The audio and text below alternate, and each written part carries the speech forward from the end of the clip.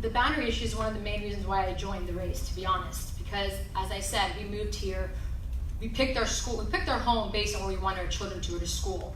And I believe many of you here today did the same.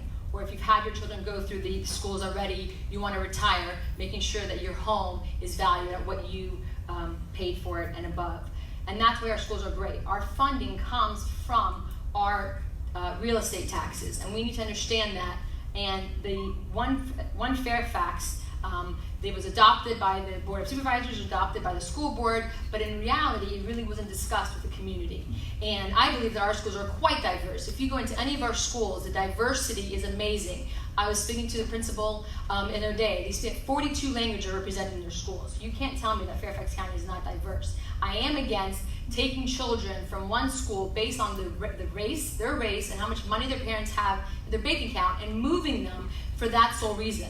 I believe that we need to look at boundaries based on overcrowding and looking at how we actually revise our capital improvement program, because that is where we need to focus and be able to implement Thank you.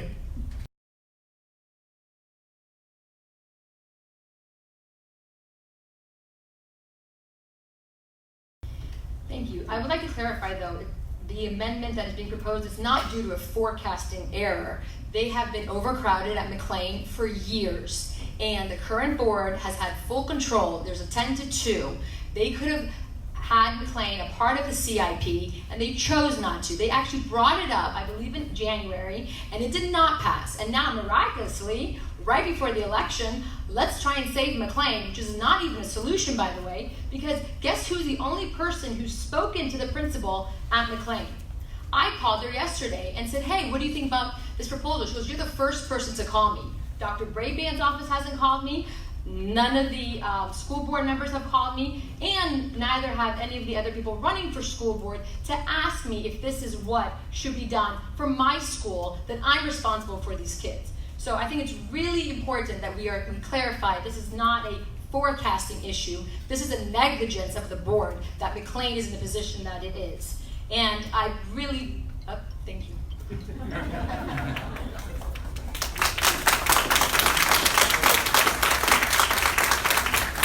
And as a mom of 4 current FCPS students, I'm in the elementary, middle, and high school, and I'm seeing things firsthand that need to be addressed. And we need a voice of the parents and the students and the principals. I mean, it really is disheartening to hear that Janie Strauss, 27-year board member, was trying to push through an amendment without even speaking to the principal of the school. And that, unfortunately, is an example of how the school board has been run. They've had the power. They've had 10 votes on the school board. They could have addressed the capital improvement programs. They could have addressed through the overcrowding. They could have addressed all these issues we've talked about tonight, but they chose not to. And then now, in the 45 days before the election, they want to try and push through a boundary amendment. And I think we really need to focus on what's happening and listening to our board members currently on the board, because they are trying to pass additional amendments.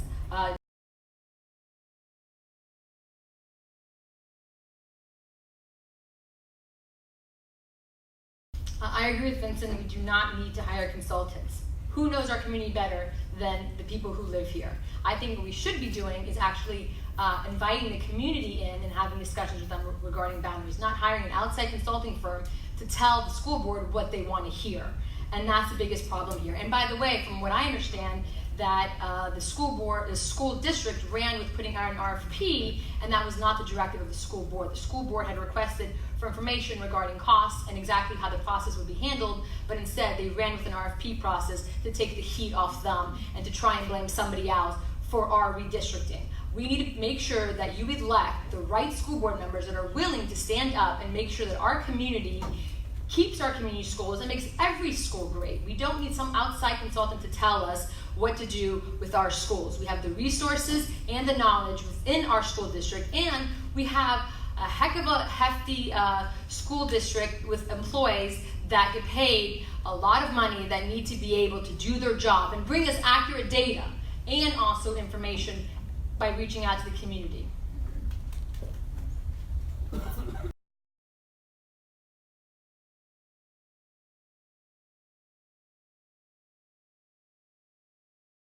I think actually current school board member Karen Kizamara said that the proposed amendment is actually unconstitutional, which is quite interesting since we have a wonderful legal team at the school district that should have reviewed that before putting it before our school board members to review. I think that we need to stop wasting time and resources and really focus on the problem. Changing boundaries is not the solution. Getting resources into the classrooms to where the students are instead of taking the kids and trying to hide them into schools that are high performing, and there will be schools within schools because there'll be low performing kids and the high performing schools, and that does not actually affect the low performing students that we're trying to serve here.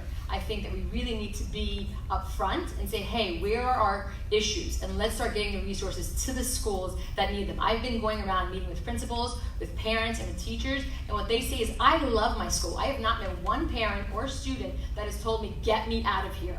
They have all said they love their school, they want to stay there, just please help get me the resources that I need where I'm at. So why are we wasting our time pretending to engage the community if the board isn't going to listen? We really need to have a full change of the board and have representatives that are going to respect you, respect your opinion, and engage you. And I think it's really important that we go back to focusing on the 4 basics. Our responsibility is academics. It is our responsibility to educate every child, regardless of where they fall on the spectrum, whether they're special needs, whether they're gifted, whatever they might need. And that is our responsibility, to promote a positive school environment, make sure our teachers are well compensated, but also well supported, and are engaging our parents, because it is a team effort.